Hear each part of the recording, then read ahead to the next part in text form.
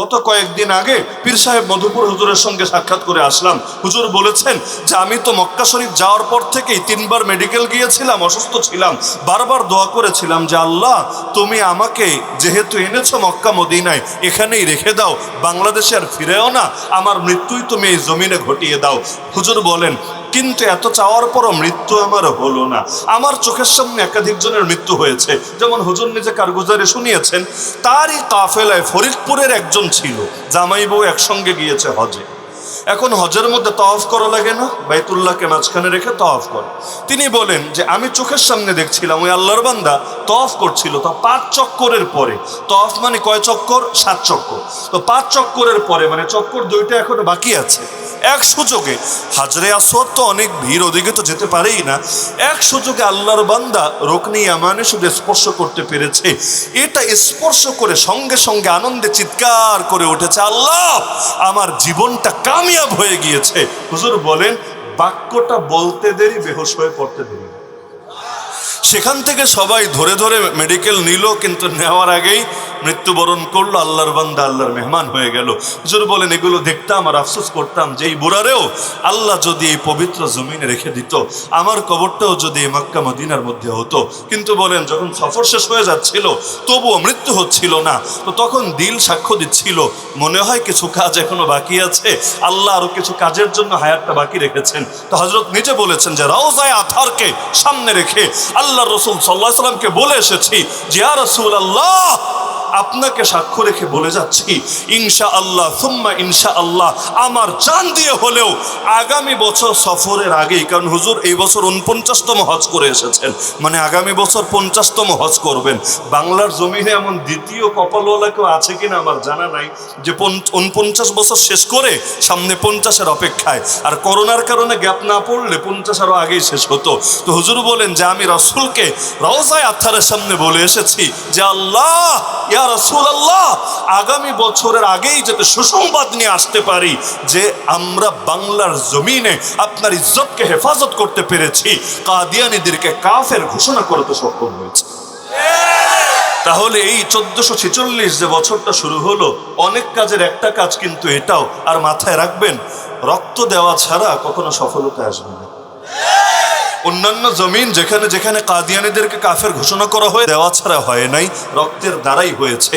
ইসলাম নামক বৃক্ষের গোড়ায় পানি নয় বরং রক্ত ঢালতে হয়, শাইখুল হাদিস আল্লামা আজিজুল হক রাহমাতুল্লাহ আলাইহি স্বর্ণের অক্ষরে লিখে রাখার বাণী। সুতরাং প্রত্যেকে হিম্মত করেন যে এই বছর আমাদের রক্ত দিয়ে হলেও খাতমে নবুয়তকে হেফাজত করব, পারবেন তো ইনশাআল্লাহ।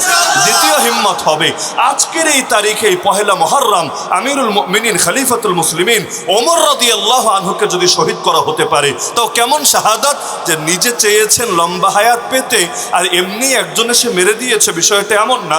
সহিহ বুখারীর কিতাবুল জিহাদ খুললেই দেখবেন ওমর দোয়া করতেন আল্লাহর কাছে, ওয়াকালা ওমর আল্লাহুম্মা রযুকনি শাহাদাতান ফি সাবিলিক, হে আল্লাহ আপনার রাস্তায় আমাকে শহীদ মৃত্যু দান করেন। তো ওমরের জীবনের চাইতে তো আমার জীবন, আপনার জীবন, কারো জীবন বেশি দামি না। সে ওমর যদি আল্লাহর কাছে চেয়ে নিতে পারেন যে আল্লাহ আমাকে শাহাদাত দান করেন, আমরা কোন দুঃখে এই পবিত্র জিনিস চাইবো না? আরে শাহাদাতের জন্য কপাল লাগে, কপাল ছাড়া এটা নসিবে জোটে না।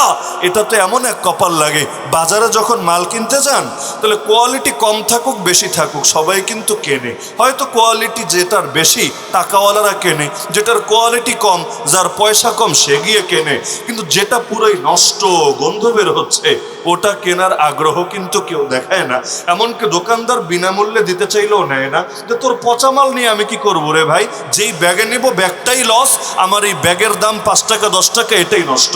তা আমার হায়াতের যদি দাম থাকে, দাম বেশি না ধরলাম দাম কমই আছে, দিলে আশা রাখতে পারি আল্লাহ দুদিন আগে বা পরে আমাকেও বান্দা হিসেবে ডাক দিবে, ইয়া আইয়াতুহান নাফসুল মুতমাইন্নাহ ইরজিই ইলা রাব্বিকি রাদিয়াতাম মারদিয়া।